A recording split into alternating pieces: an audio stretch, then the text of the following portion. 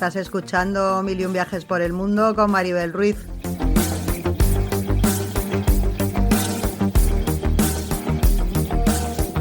Mochila al hombro, la brújula en el alma y el corazón mirando al horizonte.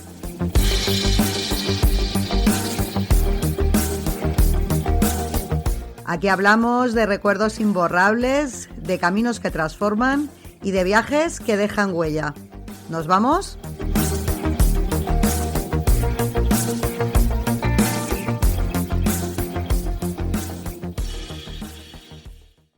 Hola viajeras, hola viajeros, ¿cómo estáis? Bienvenidos a un nuevo episodio de Mil y un viajes por el mundo. Espero que hayáis pasado un buen fin de semana. Nosotros hemos estado en Tirana, en Albania, como os comentamos hace un par de semanitas, cuando hicimos el resumen viajero de lo que había sido el 2025 y lo que íbamos a hacer en el 2026, pues este era el primer viaje del año. La verdad que ha sido un poco contraste el encontrarse Tirana en invierno, si lo comparabas con nosotros cuando estuvimos fue en verano, en septiembre, y había muchísimo turismo, aparte que hacía un calor horroroso. Es verdad que nos ha hecho 50-50 en cuanto a clima, porque uno de los días estuvo lloviendo a cántaros, con el tiempo así muy desapacible, pero bueno, también es verdad que la lluvia nos pilló principalmente cuando estábamos comiendo, o sea que tampoco nos fastidió mucho el día, pero de verdad que al día siguiente estábamos en manga corta, 18 grados en pleno mes de enero, para que quien se piense que ir a Europa del Este, pues eso, en meses invernales es algo completamente imposible. Pues fijaros, aquí en Madrid teníamos una ola de frío de narices y sin embargo pues allí ya os digo que al final íbamos con la chaqueta en la mano. Ha habido también, me toca reír, ¿no?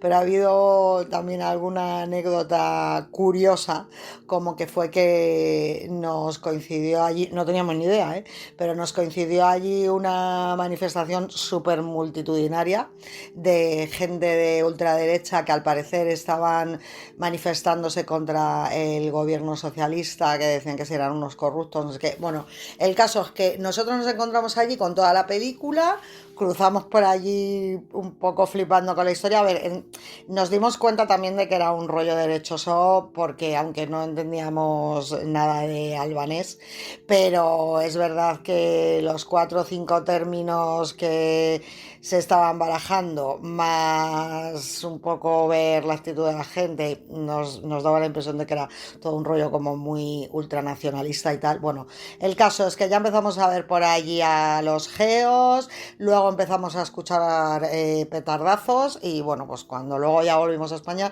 dijimos, ay, vamos a ver qué era lo que había ocurrido al final en Albania. Bueno, pues eso era lo que había pasado, que al final acabaron a hostias la policía con los manifestantes, estuvieron echando bombas de humo, con las mangueras, en fin, que estuvo la cosa animada. Ya os digo que nosotros cuando estuvimos por allí cerca, porque además la hicieron en pleno centro, al lado de la pirámide de Tirana, no vimos nada raro, pero sí es verdad que nos estábamos oliendo un poco lo que podía pasar, y luego ya pues eso, empezamos a escuchar los ruidos y tal, y dijimos, uy, mejor nos vamos para la zona del hotel y nos vamos a una brewery que había allí cerquita y nos quitamos de rollos. Pero bueno, en general ha sido un gustazo volver a Albania. La otra vez fuimos Juan y yo solos, en esta ocasión hemos ido con otras 2 parejas amigas nuestras, eran unos amigos de Barcelona y otros de Madrid, y bueno, nos lo hemos pasado los 6 fetén, hemos comido muy muy bien. Además nos descubrió Silvia, una de las amigas que venía, un restaurante del que yo no había oído hablar, pero al parecer famosísimo allí en Tirana, que se llama Timis. Nos encantó, o sea, es como se suele decir, una fantasía, no os podéis hacer ni idea cómo está decorado por dentro, qué chulísimo. Luego como comimos allí de bien, vamos, salimos encantadísimos.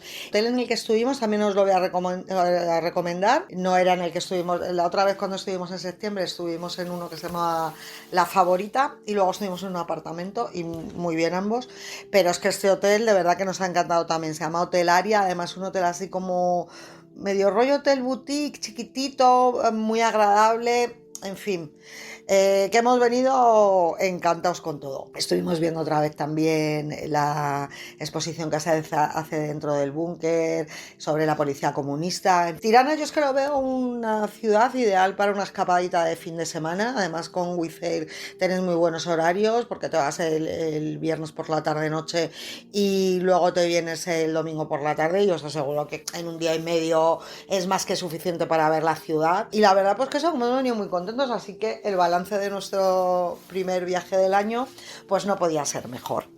¿Y con qué vamos hoy? Pues vamos con algo que os anticipé hace un par de programas, vuelvo a recordar, cuando estuve hablando de lo del resumen viajero y hablé de la visita que hicimos en Belfast al Museo del Titanic. Pues como estuve haciendo el otro día el artículo para el blog, además un artículo bastante amplio, pues dije, ay, pues mira, voy a aprovechar y ahora que lo tengo bastante recientito, pues después de meterlo en el propio blog, la versión escrita, voy a hacer ahora la versión sonora. Así que si eres un fan como yo de todo lo que fue la historia del Titanic, que a mí es que me parece algo fascinante, ¿no? Cómo se pudieron juntar ahí tantísimos factores para que algo saliera tan sumamente mal. Yo siempre lo pongo un poco de ejemplo como el Vasa, el famoso galeón este que hay expuesto en Estocolmo, que lo mismo se gastaron ahí una pasta en construirlo y resulta que el pobre se hundió prácticamente según lo botaron en el puerto. Bueno, pues el Titanic era algo bastante parecido, unos siglos después, ¿no? Pero como se suele decir, la ley de Murphy, ¿no? Se juntaron, hay muchos factores y mucha mala suerte, pues para que acabaran perdiendo la vida a 1000 y pico personas. El caso es que ahora mismo el Museo del Titanic es con diferencia el mayor reclamo turístico de Belfast y además es el lugar más visitado de todo Irlanda del Norte y creo que era justo dedicarle un programa. Así que con él nos vamos.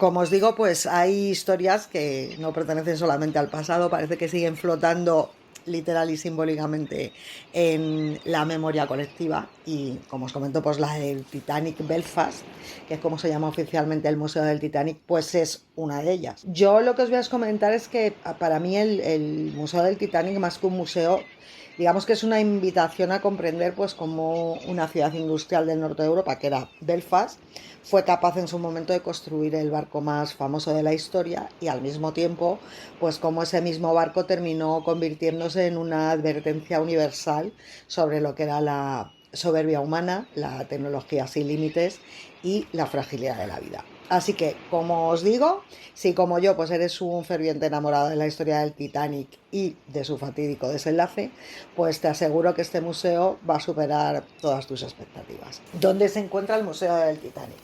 Pues está situada en el antiguo astillero, precisamente donde el Titanic fue diseñado y construido. O sea que para mí no podían haber escogido una ubicación mejor. En este caso el museo es verdad que no se limita solamente a narrar el naufragio que todos conocemos. Y eso es lo que me parece realmente importante, ¿no? Porque hay mucha gente que del Titanic solamente sabe del Titanic la travesía y sin embargo pues no sabe cómo fue el barco diseñado, en qué contexto se construyó, cuáles fueron los factores que propiciaron su construcción en una ciudad como Belfast, y eso es algo que va contando el museo por sus diferentes salas, que además unas salas muy curradas y muy interactivas, y es lo que de paso voy a pasar ahora a contarte yo. Para ello, ¿qué tenemos que hacer? Pues nos tenemos que ir a ese contexto del que os hablaba antes, que era la Belfast de principios del siglo XX, la carrera naval que existía entonces, las condiciones laborales que había, la fe ciega que se tenía también a principios de siglo en el progreso, ¿no? Y entonces, pues bueno, juntando todos estos factores, juntados con el siguiente factor, con el factor tiempo, pues acabaron dando a luz a un proyecto como el del Titanic, que ha sido algo, yo creo que irrepetible. De un siglo y pico después no se ha podido hacer algo que llegara a dejar la huella que ha dejado el Titanic en la historia universal. Las primeras salas están dedicadas al crecimiento de Belfast, a la explosión industrial, al papel que tuvo Belfast dentro del Imperio Británico, que os sigo recordando que ella sigue perteneciendo a Inglaterra.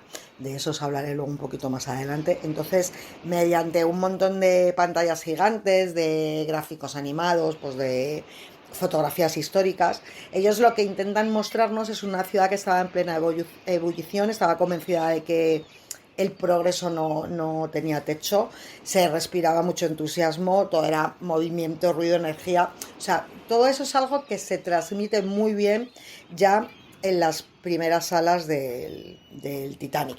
Y por supuesto en ningún momento se habla de la tragedia, o sea, si tú empiezas a ver las primeras salas que hay en el museo, y no sabes nada de la historia del Titanic, que claro, eso es lo difícil, ¿no? Que alguien haya vivido en Marte y no haya sabido qué fue lo que ocurrió con el Titanic, pero pongámonos en el caso de que no supiéramos nada, las primeras salas lo que te muestran es un entusiasmo desmedido, ¿no? Por la proeza que ellos estaban a punto de acometer. El caso es que Belfast era una ciudad en ese momento muy joven, muy ambiciosa, estaba en plena expansión. Fijaros luego cómo con el paso de los años cambió a algo totalmente diferente, ¿no? Que Belfast acabó siendo una ciudad como muy deprimente, muy dejada de la mano de Dios, con mucho paro, con muchos conflictos sociales, muchos conflictos políticos, pero no, a principios del siglo XX era justo todo en lo contrario. Entonces, ¿qué ocurrió? Pues que en muy poquitas décadas Belfast había pasado de ser una ciudad portuaria más, sin mayor importancia, a ser uno de los grandes motores industriales del Imperio Británico. La ciudad se llenó de astilleros, de fábricas, había empleo por todos los sitios, la ciudad crecía tan rápido que casi no daba tiempo ni asimilarlo. El trabajo atraía a miles de personas que venían del campo, creció muchísimo la población, crecieron los barrios, se pusieron los primeros tranvías, se construyeron edificios monumentales como el del propio ayuntamiento de Belfast, es decir, que lo que se respiraba era mucha prosperidad y mucha modernidad. ¿Qué ocurrió al contrario que otras ciudades europeas que estaban creciendo de manera, digamos, orgánica a lo largo de los siglos? Pues que la transformación de Belfast fue a una velocidad vertiginosa, precisamente empujada por la revolución industrial y, como os digo, pues la privilegiada situación que tenía como puerto, ¿no? Entonces, pues eso, en muy poquito tiempo pasó de ser una ciudad prácticamente provinciana a convertirse casi en la ciudad más importante de Irlanda del Norte. Y de hecho, en aquella época se la conocía como Boom Town. ¿Por qué? Pues porque ella misma se veía a sí misma pues como una ciudad imparable, ¿no? Entonces, pues nada, pues empezaron a, digamos, a basar la economía de la ciudad en lo que era la industria textil, que especialmente ellos a lo que se dedicaban era a la elaboración de lino, de eso se habla también mucho en el museo, a la ingeniería mecánica, pero sobre todo a lo que era la construcción naval. Porque digamos que Belfast en aquella época producía más barcos que casi cualquier otro lugar del mundo, y no me refiero solamente a cantidad, sino también a prestigio, porque ellos habían ganado una reputación, pues porque sus buques tenían mucha calidad, tenían las últimas innovaciones técnicas, eran barcos muy robustos, muy sólidos. Entonces, ¿qué ocurría? Que el trabajar en los astilleros empezó a convertirse, pese a que eran trabajos muy duros, con muchas exigencias físicas, pero al mismo tiempo era como una fuente de orgullo colectivo, pues porque era una prueba tangible, ¿no?, de que la ciudad podía competir perfectamente de tú a tú pues con otros gigantes industriales como podían ser a lo mejor Liverpool o Glasgow. Los verdaderos protagonistas de esta prosperidad industrial, que como os digo, atrajo a muchísimos trabajadores que venían del campo irlandés, pues fueron los propios trabajadores de los astilleros. A ellos se les dedica muchísimo tiempo y espacio en el Museo de Belfast. Veréis murales y exposiciones fotográficas chulísimas basadas, digamos, en la figura de lo que era el trabajador anónimo de los astilleros. Hay que recordar también que fueron muchísimos cientos de trabajadores los que perdieron la vida trabajando en los astilleros. Pues ¿por qué? Pues porque las condiciones, como os digo, eran muy exigentes. Las jornadas, no sabemos ni el número de horas que podían tener entonces. Los salarios eran bajitos, y más si lo comparabas con lo que se les exigía a esos mismos obreros. Había muchísimo frío, había muchísima humedad. Recordad que estamos hablando de Irlanda del Norte en invierno. El ruido, el riesgo constante pues de sufrir accidentes, de sufrir caídas, quemaduras, o sea, se juntaban muchísimos factores que hacían bastante improbable que tú, trabajando en los astilleros durante mucho tiempo, pudieras llegar a viejo. Hay que tener en cuenta no solamente a los trabajadores, sino a los hijos de los trabajadores, porque claro, estos trabajadores tenían que mantener a sus familias. Entonces hay una fotografía que a mí se me quedó muy grabada, tanto que la he metido en el blog, que salen un montón de niños pequeños allí en Belfast, y te llama muchísimo la atención verles en una calle totalmente embarrada, y por supuesto todos van descalzos, porque no había dinero para zapatos. O sea, imaginaros esos niños en pleno invierno, descalzos, andando por el barro. Pues eso era el pan nuestro de cada día de Belfast en aquella época. Voy a hacer un inciso para comentar también la situación tan delicada que se estaba viviendo en el país a comienzos del siglo XX. ¿Por qué? Pues porque Irlanda, en realidad, a nivel, perdón, a nivel legal, formaba parte del Reino Unido. Entonces, ¿qué pasaba? Que el poder político se ejercía desde Londres, y para una gran parte de la población irlandesa, que además son muy orgullosos y muy patriotas, pues esta situación era sinónimo de opresión, de desigualdad y sobre todo de pérdida de identidad. Y cuando hablo de esta pérdida de identidad, no estoy hablando solamente de política, estoy hablando de una cuestión cultural, de una cuestión económica y de una cuestión emocional. ¿Por qué? Pues porque en Inglaterra el Imperio Británico, digamos que estaba viviendo su apogeo, pero en Irlanda pasaba todo lo contrario. O sea, había muchísimo resentimiento hacia el inglés y muchísimo deseo de autogobierno, que además es que tenían todo el derecho del mundo en tener ese deseo, porque, a ver, si es que Irlanda durante gran parte de su historia ha sido un país completamente independiente. Entonces, ¿qué ocurría? Pues que había un debate constante entre lo que ellos conocían como la Home Rule, que era como la propia autonomía, la sensación de autonomía irlandesa, el gobierno que estaban teniendo por parte de los británicos. Entonces, ¿qué ocurría? Pues que en la práctica Belfast en absoluto era una ciudad homogénea, había muchísimas tensiones entre protestantes y católicos. Tenemos que tener en cuenta también que los protestantes eran los que ocupaban los puestos de poder, los que tenían los trabajos mejor remunerados, y sin embargo los católicos pues eran los pobrecillos de la historia. Ellos tenían trabajos muchísimo peores, vivían en los peores barrios, tenían una discriminación sistemática en el acceso al empleo y la vivienda. Y entonces, ¿qué ocurría? Pues que, claro, lo que eran los protestantes veían con muy buenos ojos el tema de lo del Imperio Británico, pero claro, los que tenían que servir a ese mismo imperio como mano de obra pura y dura eran los católicos. Entonces había, como os digo, muchísimo resentimiento hacia Inglaterra. Y de hecho, como os comento, en el propio museo hay una cosa que llama mucho la atención, que es encontrarse con un cartel que pone England is Ireland's enemy, es decir, Inglaterra es la enemiga de Irlanda, y que, a ver, es que no es que sea una provocación moderna, sino que es un reflejo fiel del clima que había en aquella época. Pues por eso, porque para muchísimos irlandeses, pues Inglaterra lo que representaba era siglos de dominio, de hambrunas, de migración forzada, de promesas incumplidas. Y en este sentido, digamos que el Titanic iba a venir concebido pues como un símbolo del poder británico, pero al mismo tiempo pues construido en suelo irlandés por manos irlandesas y en un país pues que en absoluto se sentía británico. Y de hecho es bastante curioso que luego cuando el Titanic se hundió, pues hubo dos lecturas muy diferentes, tanto en Inglaterra como en Irlanda. ¿Qué pasó? Pues que en Inglaterra ellos lo vieron como una catástrofe nacional, porque claro, el barco era pues símbolo de ese poder industrial británico, de su dominio tecnológico y marítimo, ¿no? Del poder del propio imperio, ¿no? Entonces, ¿qué pasa? Pues que era un golpe directo a lo que era el orgullo imperialista.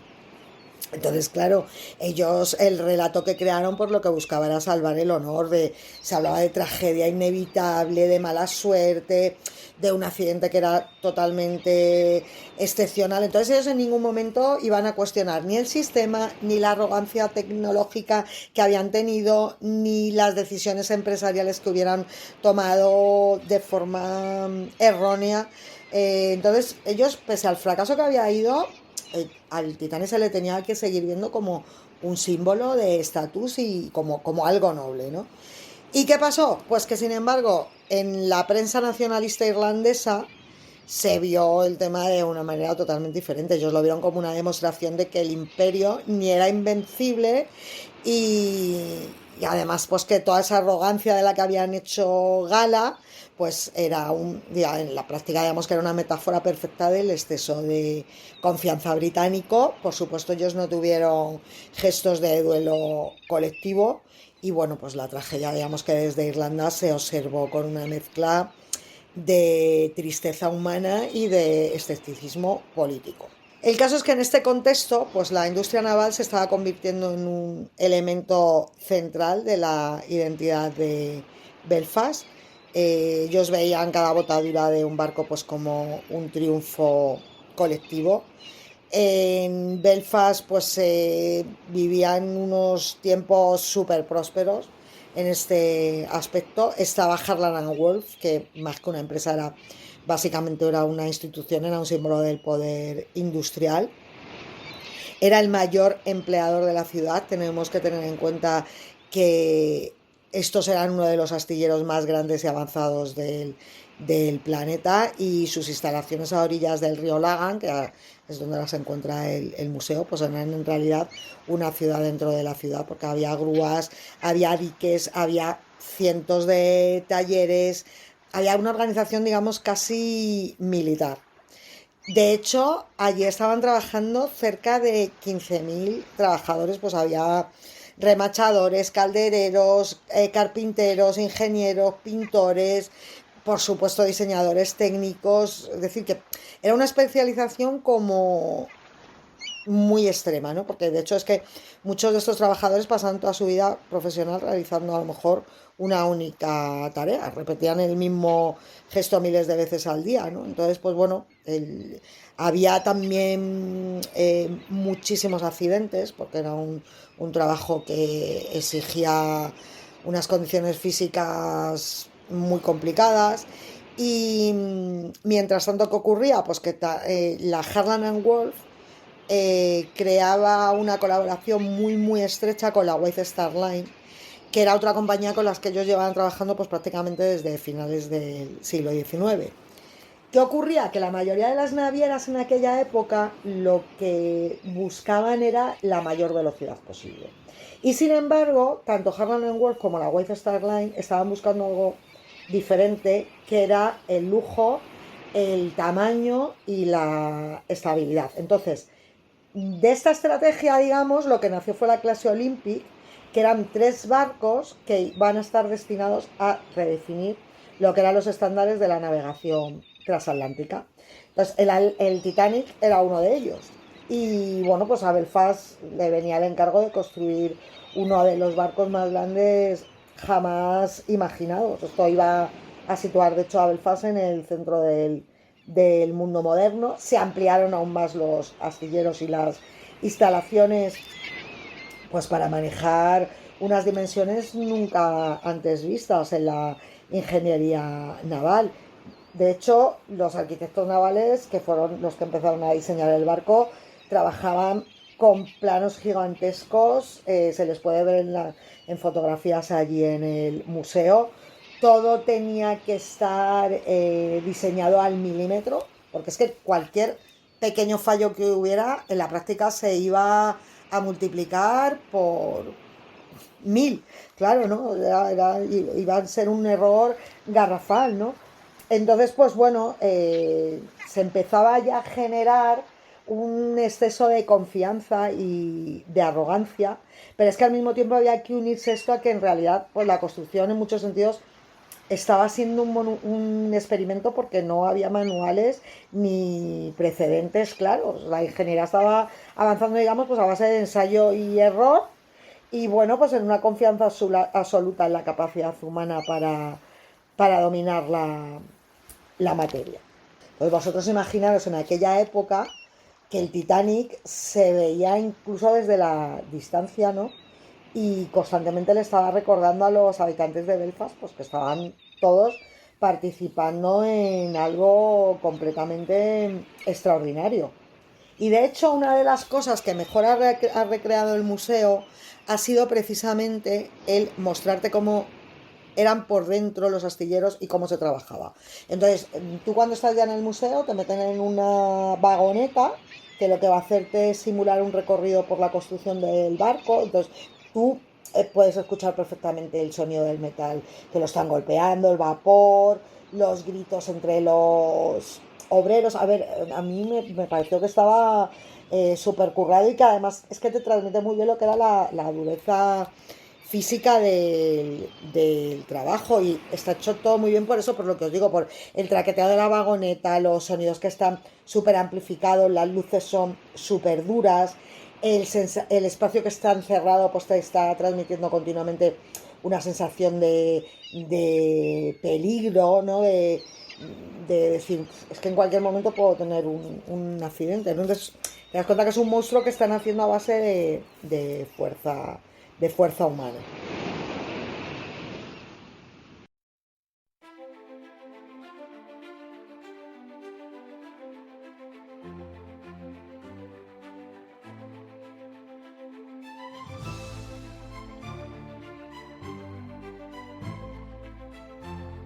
Llegamos al día grande, al día de la botadura del Titanic, que tuvo lugar el 31 de mayo de 1911, en estos mismos astilleros que os contaba que era donde se habían construido el barco.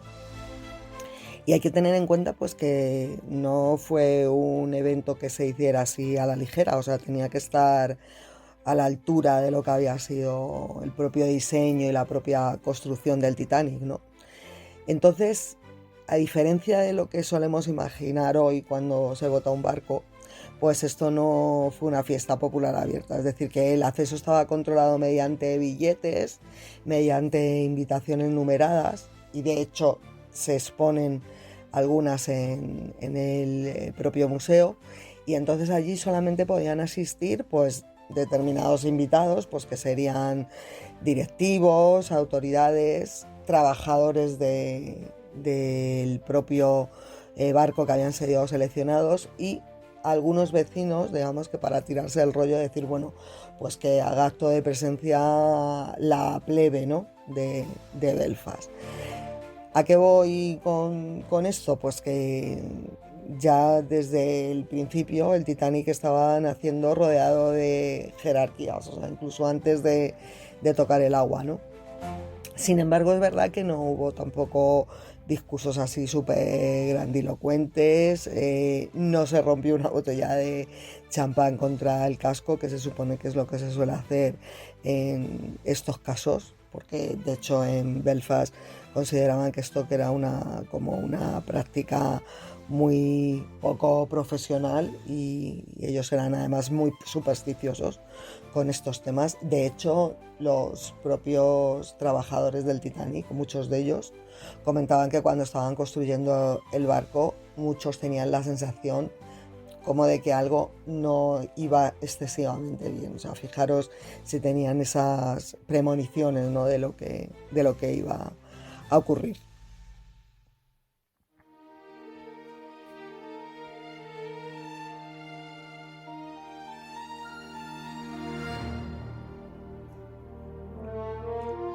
Casi un año después de su botadura, de declarar oficialmente que el Titanic ya estaba dispuesto y preparado para cruzar los mares, pues zarpó el 10 de abril de 1912 desde Southampton, el gran puerto transatlántico británico, pues zarpó por primera vez.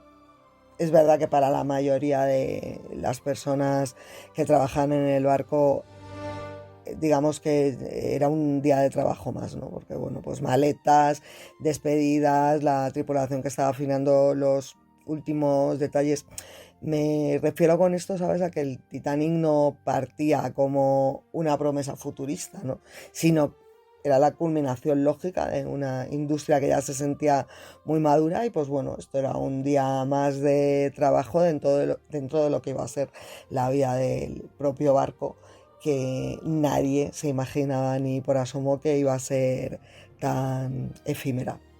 El caso es que, como os digo, pues el Titanic partió de Southampton, luego hizo escala en Cherbourg, que embarcaron a algunos de los pasajeros más ricos del mundo allí, se les llevó al barco en pequeñas embarcaciones, y luego la última parada fue Queenstown, en Irlanda, que fue, digamos, donde subió el grueso de emigrantes, que eran familias enteras, que viajaban hacia Estados Unidos y algunos de ellos también a Canadá, pues con la idea de conseguir un futuro mejor. El caso es que durante los primeros días, pues el viaje transcurrió sin incidentes, con absoluta normalidad. El lujo de primera clase contrastaba muchísimo con la austeridad funcional de tercera, pero bueno, en realidad todo parecía fluir, ¿no?, con que todo iba como tenía que ir y no había ninguna sensación de peligro. El océano no imponía ningún respeto, era un escenario que parecía completamente domesticado, y el Titanic avanzaba con la seguridad, pues, de quien confía más en el diseño que en la experiencia, y en ese sentido pues nadie a bordo sentía que estuviera protagonizando un momento que desgraciadamente iba a ser considerado histórico, pero no por el lado que ellos esperarían, sino por otro muchísimo más funesto. El caso es que no había miedo, no había tensión, no había presentimientos colectivos como habían tenido los trabajadores que construyeron el propio Titanic. Se consideraba que el barco era nuevo, era enorme, era estable, el Atlántico era una ruta conocida, el sistema era fiable, y el museo insiste en este aspecto, pues ¿por qué? Porque desmonta el mito posterior de que el Titanic se hubiera podido hundir en un clima de alarma. Y es todo lo contrario, es que lo que existía era una sensación de normalidad absoluta. Voy a hablaros un poquito de las 3 diferentes clases que había dentro del barco, porque para los pasajeros de primera clase el Titanic básicamente era un hotel de 5 estrellas que estaba sobre el agua. Entonces, sus días, ¿cómo transcurrían? Pues entre desayunos servidos con porcelana fina, paseaban por cubiertas privadas, leían en salones que eran elegantísimos, las cenas duraban horas, y luego estaba la decoración, que además podemos disfrutar de ella en el propio museo, ¿no? Se han recreado como eran los interiores de primera clase, y estos pues estaban inspirados en palacios europeos. Entonces imaginaros, había escaleras monumentales, pues como la que sale en la película de Titanic, que además ha retratado súper bien lo que era el interior del barco, salones de estilo Luis XV, comedores con música en directo, tenían gimnasio, piscina, baños turcos, tenían camarotes con baño privado, algo que era casi impensable para la época. Es decir, que el viaje se convertía no solamente en un trámite para llegar a otro sitio, sino que era, digamos, parte del estatus que suponía pertenecer a la primera clase y que además esta gente había pagado un auténtico dineral para poder estar en este primer viaje inaugural. Luego llegamos a la segunda clase, que es verdad que ofrecía un nivel de confort muy sorprendente para los estándares ya no solamente de 1912, sino incluso para los propios estándares actuales de ahora. Un camarote de segunda clase del Titanic era muchísimo, muchísimo más lujoso de lo que podría ser un camarote de las mismas características en un crucero de los de ahora. ¿De dónde venía la gente que los ocupaba? Pues bueno, venían de una clase media bastante acomodada. Pues os pongo ejemplos, pues a lo mejor eran profesores, comerciantes, ingenieros, en definitiva sí, empleados que eran bastante cualificados, ¿no? Y bueno, pues ellos tenían sus comedores propios, tenían bibliotecas, tenían salones comunes, los camarotes estaban bien ventilados, no tenían baño privado, los baños eran compartidos, pero bueno, eran camarotes de bastante calidad. Entonces, en definitiva, ¿qué ocurría? Pues que no es que hubiera un lujo desbordante, pero sí es verdad que había orden, que había limpieza, que había una sensación clara de progreso social y de que viajar en segunda clase pues ya era un logro. Y ahora llegamos a la tercera clase, o lo que es lo mismo, pues el sinónimo de viajar por necesidad. ¿Por qué? Pues porque para muchos pasajeros, sobre todo emigrantes irlandeses y del resto de Europa, el barco ni era lujo ni era una experiencia, era una oportunidad única pues de buscar una vida mejor. Entonces, ¿qué pasaba? Pues que las zonas de tercera clase eran, vamos, muchísimo más austeras que las de primera y las de segunda.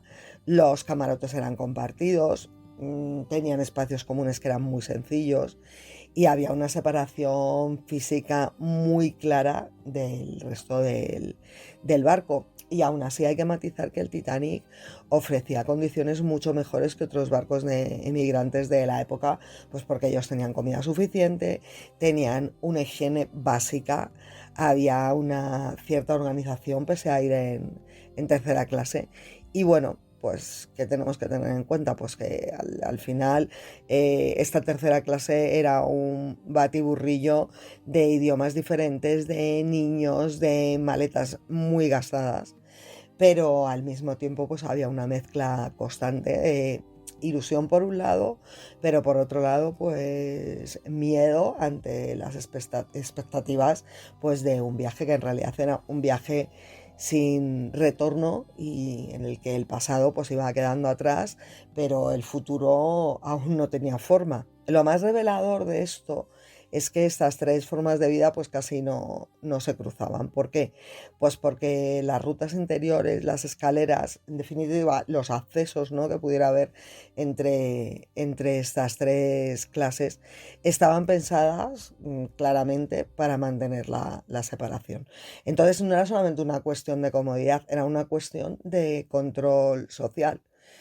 El museo insiste en este punto, ¿por qué? Pues porque ayuda a entender lo que venía después, cuando el Titanic empezó a hundirse, en el que estas divisiones no desaparecieron.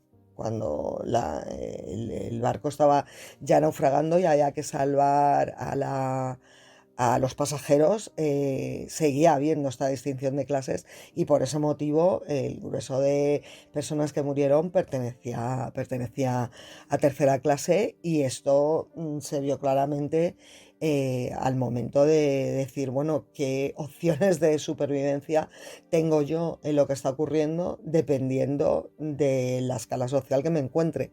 Así que llegamos a la noche del naufragio, porque el accidente del Titanic no fue un suceso repentino ni inexplicable. Fue el final de una cadena de advertencias que fueron ignoradas o se minimizaron o en realidad fueron absorbidas por una confianza excesiva en la tecnología y en la rutina. ¿Qué ocurrió? Que durante los días previos al desastre, el Titanic estuvo recibiendo multitud de mensajes de otros barcos que le alertaban que había una presencia de hielo y de grandes icebergs en la ruta del Atlántico Norte que el Titanic estaba haciendo, ¿no? Entonces, ni eran rumores ni eran avisos vagos, eran comunicaciones muy claras, oficiales, repetidas y procedentes de naves cercanas que sabían de lo que estaban hablando. ¿Qué ocurrió? Pues que en realidad estas advertencias no activaron ninguna alarma real. El Titanic siguió avanzando casi a masiva velocidad. El hielo no se percibía como una amenaza urgente, sino pues bueno, como una molestia habitual en una ruta que era muy transitada. Y entonces, como os digo, pues ellos consideraban que el barco era nuevo, que era enorme y que no había motivo aparente, claro, para cambiar absolutamente nada. Así que, como os digo, llegamos a esa noche del 14 de abril de 1912, que era especialmente fría, muy tranquila. El mar estaba en calma absoluta, sin oleaje. Y paradójicamente eso lo que hacía era que los icebergs pues, fueran más difíciles de detectar. ¿Por qué? Porque al estar el mar completamente en calma y no haber prácticamente olas, no había espuma rompiendo contra ellos. Entonces, claro, era más difícil divisarlos. ¿Se añade el qué? Pues que en el puente de mando la vigilancia es verdad que se mantenía según los estándares de la época, pero os pongo el ejemplo de que no había prismáticos disponibles para los vigilados porque es que nadie esperaba una situación crítica. El Titanic avanzaba confiado, casi en silencio y cortando un océano que parecía muy dócil. ¿Qué ocurrió? Pues que cuando el iceberg fue avistado ya era tarde.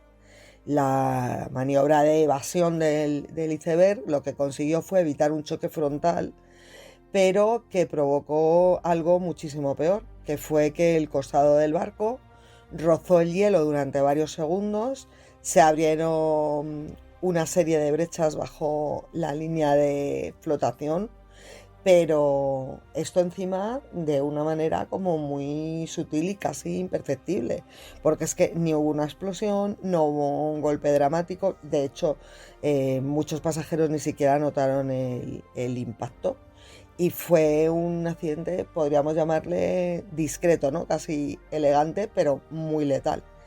¿Y qué ocurrió? Pues que precisamente por eso fue tan mortal, porque el diseño de los compartimentos estancos permitía que el barco flotara con varios de ellos inundados, pero no con tantos a la vez.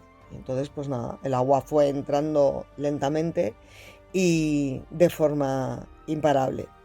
¿Qué ocurrió? Pues que tras el impacto, para agravar aún más la situación, la información fue confusa, porque si se hubiera dado una información clara, posiblemente la evacuación de los pasajeros hubiera sido muchísimo más efectiva. Entonces, ¿qué pasó? Que al principio incluso los responsables del barco estaban dudando de la gravedad del daño y además estaban viendo que es que el Titanic no se hundía de inmediato. Sí, se inclinaba poco a poco, pero bueno, es que eso lo que estaba reforzando era la falsa sensación de control. Entonces, ¿qué ocurrió? Pues que durante un tiempo la vida a bordo continuó con cierta normalidad, ¿no? Algunos pasajeros, pues bueno, seguían conversando, otros estaban bailando, otros ya estaban en sus camarotes durmiendo porque ya era avanzada la noche, ¿no? Ya la mayoría de la gente ya había cenado. Y de momento, pues el sistema otra vez parecía aguantar, pero la verdad es que el cálculo había fallado y cuando se hizo evidente ya no había margen de corrección. El caso es que el Titanic llevaba botes salvavidas para poco más de la mitad de las personas a bordo. Lo penoso de esto es que era completamente legal, se cumplía la normativa vigente, nadie lo cuestionó. Y es que, bueno, pues como la ley se basaba en el tonelaje del barco, no en el número real de pasajeros, pues no se llevaba un salvavidas por persona. Entonces nadie concebía seriamente pues que bueno, un transatlántico de ese tamaño pudiera hundirse por completo. Como veréis en el artículo del blog, pues incluyo, por ejemplo, una fotografía de uno de los salvavidas que se rescataron del hundimiento y que se expone ahí en el museo. Luego estaba el tema de los botes, que estaban pensados como un traslado temporal a otra nave de rescate cercana y en absoluto se les veía como la única opción de supervivencia en un mar abierto y encima de noche. Entonces, ¿qué ocurrió? Pues que cuando se ordenó empezar a arriar los botes, la información era muy fragmentaria, estaba muy confusa, muchos pasajeros no se creían además que el barco se estuviera hundiendo. ¿Por qué? Pues porque, claro, el Titanic seguía iluminado, la música estaba sonando, el mar estaba en calma. Entonces, ¿por qué me voy a subir yo a un bote pequeño y frío si el barco me parece muchísimo más seguro? Es más seguro. Entonces, eso por un lado. Luego, seguimos añadiendo factores que conducían al desastre absoluto. Pues que la orden de mujeres y niños primero, que es una realidad cuando ocurre esto, se aplicó de forma muy desigual en algunas zonas. Se interpretó en unos sitios como solo mujeres y niños, en otras era una prioridad, pero no era una obligación llevarla a cabo. Y luego ya ni hablamos de en tercera clase, que la información llegó tarde y mal. ¿Qué ocurrió? Pues que el resultado fue devastador, porque muchos botes se lanzaron medio vacíos, mientras cientos de personas pues seguían a bordo. Es decir, que encima de que no había botes para todos, los pocos que habían se lanzaban con muy pocas personas dentro. Luego, por otro lado, pues como os comentaba antes, las divisiones del barco que estaban tan claras durante el viaje no desaparecieron en la emergencia. Los pasajeros de primera clase tenían mejor acceso a cubierta, tenían más información, tenían más tiempo para reaccionar y sin embargo en tercera clase pues muchos ni entendían qué estaba ocurriendo. Otros no encontraban las salidas. Algunos directamente fueron disuadidos adrede de subir a cubierta en los primeros momentos. O sea, fíjate qué niveles de crueldad, ¿no? A ver, que en unos casos sí fue por maldad individual, ¿no? Pero por el otro lado es que era por el propio sistema que estaba diseñado para separar incluso en el caos. Así que la tragedia vino no solamente por la falta de botes, sino también por cómo se gestionaron no solamente la salida de esos botes, sino el acceso de los propios pasajeros de tercera clase a ellos. Así que cuando el ángulo del barco se hizo evidente, la realidad ya no pudo maquillarse, el agua alcanzó cubiertas visibles, el frío empezó a sentirse, la urgencia sustituyó a la incredulidad y entonces pues llegó el pánico. Y con él, pues la verdad final, que no había tiempo, no había espacio, en definitiva, que no había salvación para todos. Los últimos botes se lanzaron a la desesperada. Algunos se plegaron mal, con lo que no se podían utilizar. Otros se soltaron casi vacíos.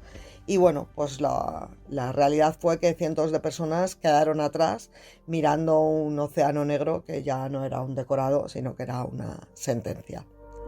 Así que cuando el Titanic desapareció bajo el agua en la madrugada del 15 de abril de 1912, el océano quedó en silencio, los botes dispersos flotaban a la deriva en una noche helada.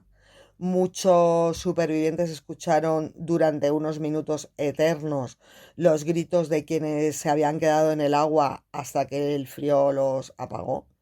Pues porque claro, hay que tener en cuenta que sí, tú te podías quedar en el agua con un bote salvavidas puesto, pero es que lo que te quedaba por delante era una hipotermia, porque el agua del océano estaba completamente congelada, bueno, pues hasta el punto de lo que hablábamos de que el propio Titanic había chocado con un iceberg y en cuestión de minutos, pues a lo mejor probablemente 7, 8, 10 minutos fallecías por hipotermia. El rescate llegaría después de parte del RMS Carpathia, que acudió tras recibir las señales de socorro, pues bueno, el barco navegó a toda máquina entre campos de hielo y empezó a recoger supervivientes ya al amanecer. Entonces esto ni fue un rescate heroico en el sentido cinematográfico que nos podamos imaginar, fue muy lento, muy silencioso y devastador. Se encontraron a personas cubiertas con mantas, sin equipaje y la mayoría de ellas pues en shock y casi todas pues incapaces de hablar ante lo que habían presenciado. El resultado, pues que de más de 2.000 personas a bordo del Titanic, solo unas 700 sobrevivieron. El resto se quedó atrás en el mar, atrapadas en el casco. El rescate no trajo alivio inmediato, sino la certeza de la magnitud del desastre. Y bueno, pues cuando el Carpathia llegó a Nueva York con los supervivientes, el mundo ya estaba muy pendiente de la noticia. También es verdad que la noticia había cruzado el Atlántico envuelta en mucha confusión, porque primero de lo que se ha estado hablando era de retrasos, luego se habló de daños, incluso de que el barco estaba siendo remolcado, pero la verdad es que lo que era la realidad estaba costando mucho en asentarse. ¿Cómo reaccionó la prensa? Pues de forma muy desigual. Por un lado, por ejemplo, en Inglaterra se insistió en el heroísmo y en la dignidad. En Irlanda la tragedia se observó con una mezcla de distancia y de dolor. Y en Estados Unidos pues el impacto fue inmediato. Ellos eran la meta del Titanic, era donde el Titanic iba a atracar y a llegar. Era una ruta entre Europa y América. Y bueno, pues empezaron las investigaciones, las comisiones, las preguntas incómodas y por primera vez pues lo que era el mito del progreso pues se sentaba en el banquillo, ¿no? Aunque fuera metafóricamente hablando. Es verdad que a partir del hundimiento del Titanic se llevaron a cabo unas reformas concretas muy necesarias después de lo que había ocurrido, pues que tenía que haber botes salvavidas para todos los pasajeros, tenía que haber una vigilancia continua por radio, las rutas tenían que ser más seguras en las que se pudiera hacer un control del hielo y tenía que haber una creación de patrullas internacionales de vigilancia marítima. O sea, todas estas reformas eran completamente necesarias para que no volviera a ocurrir una tragedia como la del Titanic. Así que bueno, pues es una de las paradojas, ¿no? De que solo después de perder tantas vidas, pues se corrigieron errores evidentes. Voy a hacer un inciso para hablar un poquito del propio edificio que os comentaba antes, ¿no? El que alberga el Museo del Titanic Belfast. Porque de verdad que es una auténtica maravilla. Se inauguró en 2012, justo coincidiendo con el centenario del hundimiento. Como os digo, se ubica en el antiguo Titanic Quarter, que era exactamente donde se construyó el barco, donde se diseñó y se construyó. ¿Por qué se hizo aquí? Pues porque, a ver, esta decisión no fue casual, porque el edificio no se sitúa cerca del pasado, sino sobre él directamente. Entonces se ha ocupado un espacio cargado de memoria obrera, de ruido metálico y de esfuerzo humano. Luego, por otro lado, el diseño del museo rompe deliberadamente con la arquitectura tradicional de Belfast. Llama muchísimo la atención porque, claro, tú estás acostumbrado a pasear por las calles del centro de Belfast, ¿no? Que son como muy clásicas, y de repente te encuentras un edificio tan modernista que, bueno, os voy a comentar un poquito cómo es para los que aún no os hayáis metido en internet para ver las fotos del edificio. Os vais a dar cuenta en cuanto lo veáis que el propio edificio lo que está haciendo es una simulación del Titanic. Tiene, de hecho, exactamente la misma altura que el casco del Titanic. ¿Esto qué va a provocar? Pues que cuando lleguéis allí os vais a dar cuenta realmente cuáles eran las dimensiones del barco. O sea, es que te vas a sentir súper pequeñito allí frente a él. Esto es una decisión cargada de intención simbólica, porque, como os digo, no se trata solamente de homenajear al barco, sino que lo que se busca es obligar al visitante a comprender las dimensiones reales. Es decir, que las fotografías, las maquetas, las cifras pues pueden impresionar, pero nada va a sustituir a la experiencia física que tú tienes de sentirte, como os digo, tan minúsculo frente a una estructura que está replicando la magnitud del original. ¿Por qué os hablo de estas proporciones? Porque mi opinión es clave para entender el enfoque del museo, que está buscando no únicamente emocionar, sino también contextualizar. Porque el Titanic fue gigantesco no solamente en términos técnicos, sino en todo lo que representó para en su época, ¿no? Entonces el edificio actúa pues como una traducción arquitectónica de esa ambición desmesurada. Luego, por otro lado, en mi opinión, una de las decisiones más acertadas del museo es el uso del silencio, porque a diferencia de otros museos que juegan a lo mejor con el sonido, aquí hay zonas en las que el ruido desaparece casi por completo. Es verdad que esto contrasta, por ejemplo, cuando tú te montas en la vagoneta que os comentaba antes y recorres lo que era el interior del barco cuando se estaba construyendo, que sin embargo ahí el ruido es casi ensordecedor, ¿no? Pero es verdad que en general el uso de este silencio se ha utilizado pues para crear un espacio mental.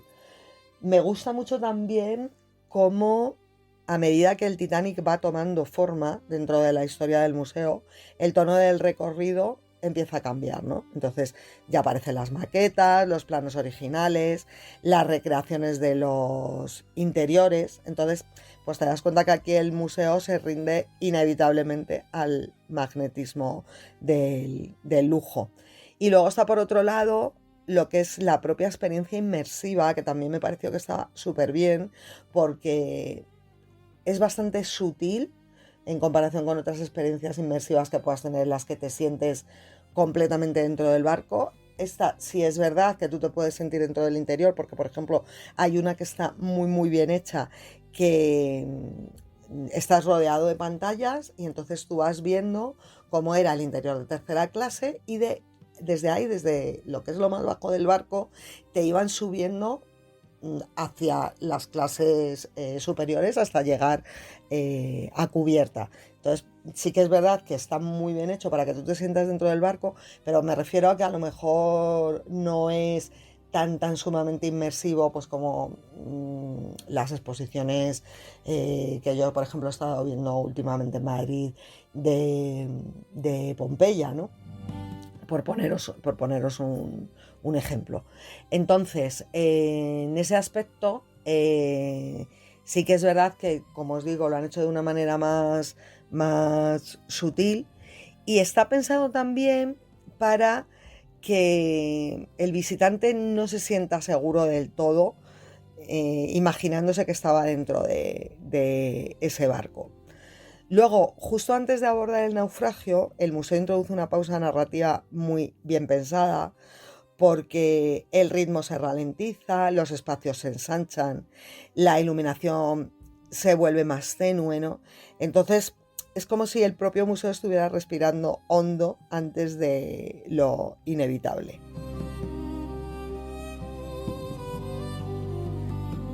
Y en ese aspecto, pues es verdad que el tratamiento del hundimiento es muy sobrio.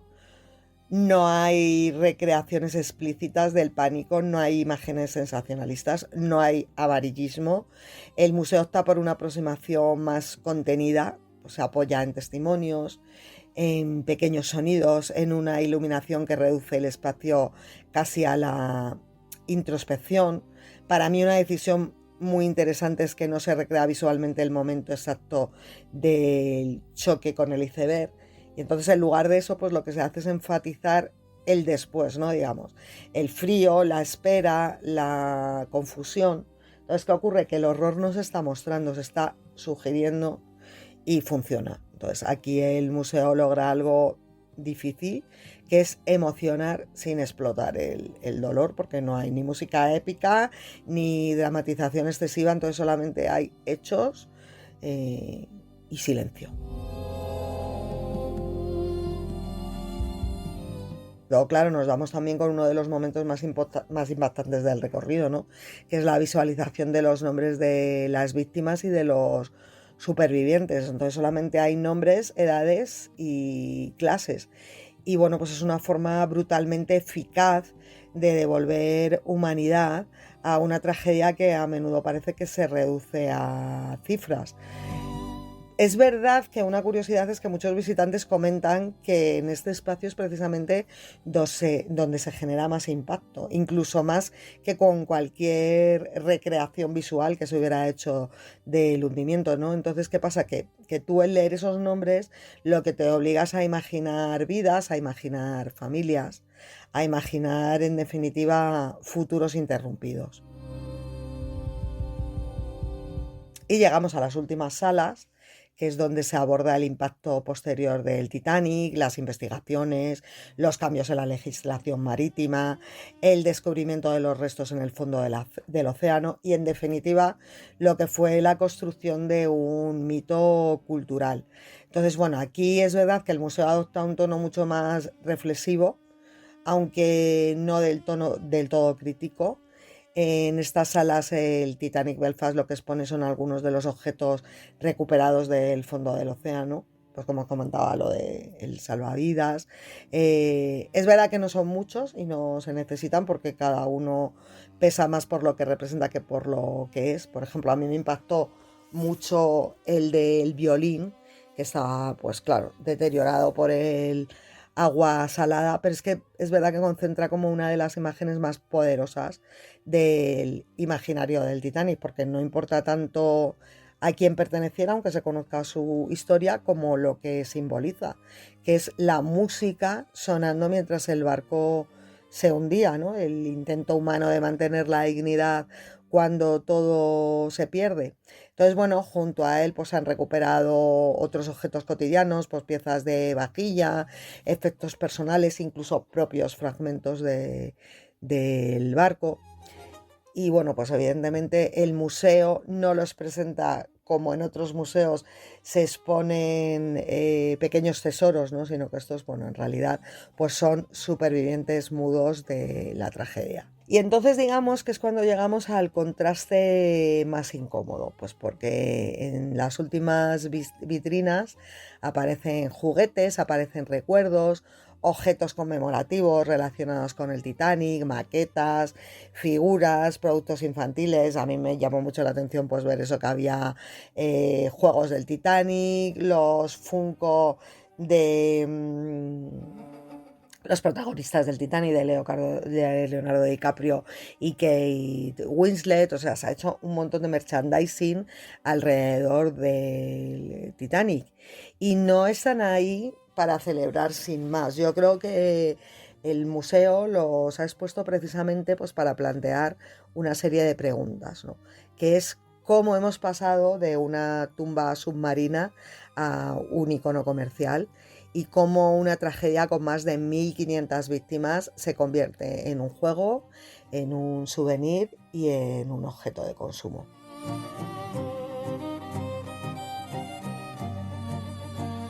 Después de esta pequeña reflexión final, voy a daros los datos prácticos para visitar el Museo del Titanic, que a mí la verdad es que no me pareció excesivamente cara la entrada para, primero, el nivel de vida inglés y segundo, lo que expone el propio museo, que me pareció una pasada, y sobre todo porque si lo quieres ver con detenimiento, con interés, vas a gastar fácil 3-4 horas, o sea, prepara una mañana entera para verlo. Pues bueno, la entrada de los adultos es 24,95 libras. Es verdad que si las compras online creo que te ahorras un par de libras por persona. Los niños entre 5 y 15 años pagan 11 libras y luego hay un pase también familiar que es de 2 adultos y 2 niños por 62 libras. El caso es que, como os digo, no me parece el precio caro en absoluto. Además, la entrada entrada incluye también la visita al SS Nomadic, que es el último barco que hizo la White Star Line y que está amarrado junto al museo. Y bueno, pues mi recomendación sería, mi recomendación sería que si vais en temporada alta, es decir, pues en verano o incluso en fines de semana, pues si podéis comprar la entrada online, os quitáis de rollos. A ver, yo os digo también que es verdad que nosotros la compramos cuando llegamos allí, porque es que íbamos un domingo, sí, pero es que era en pleno mes de noviembre, a finales de noviembre, con lo que no era temporada alta en absoluto y no tuvimos, ya os digo que ya no solamente problemas en coger la entrada, sino ni siquiera esperar cola, o sea, es que no había nadie en la taquilla. Cuando llegamos es verdad que había gente visitando el Titanic, pero lo guay de esto pues es que no había ni multitudes ni aglomeraciones, o sea, lo pudimos disfrutar con muchísima tranquilidad. Podéis llegar andando, pues eso está como a una media hora caminando desde el centro de Belfast. Si no queréis caminar, pues está muy bien comunicado por transporte público. Si vienes en coche, hay estacionamiento en la zona, no vas a tener problemas para aparcar. Y como os digo, pues lo importante es que reservéis por lo menos 3-4 horas para verlo con calma. Tenéis además audioguías disponibles en varios idiomas, incluido el castellano por un coste adicional. Nosotros, pues bueno, no las cogimos porque realmente entre lo que ya sabíamos de la historia del Titanic, que como os digo, pues en mi caso yo es que he leído muchísimo, he visto muchísimos documentales, ¿no? Pues no solamente me era suficiente, sino que además con los propios paneles informativos que te van informando de cada foto, de cada objeto expuesto, pues me pareció bastante completo. Así que bueno, pues este es el resumen que os he hecho de lo que ha sido la visita al Museo Titanic Belfast. Espero que os haya abierto el apetito para animaros a ir a conocerlo si pasáis por Belfast, o sea, que sería casi un pecado mortal que estuvierais en Belfast y no fuerais a verlo. Y si no habéis tenido nunca la intención de ir a Belfast, pues os animo a que lo hagáis, porque no solamente el Museo del Titanic, sino que la ciudad, pese a que es pequeñita, merece bastante la pena. A nosotros nos gustó muchísimo y así pues bueno, tienes una excusa para ir a Irlanda del Norte. Hasta el próximo programa. Un beso a todas y a todos.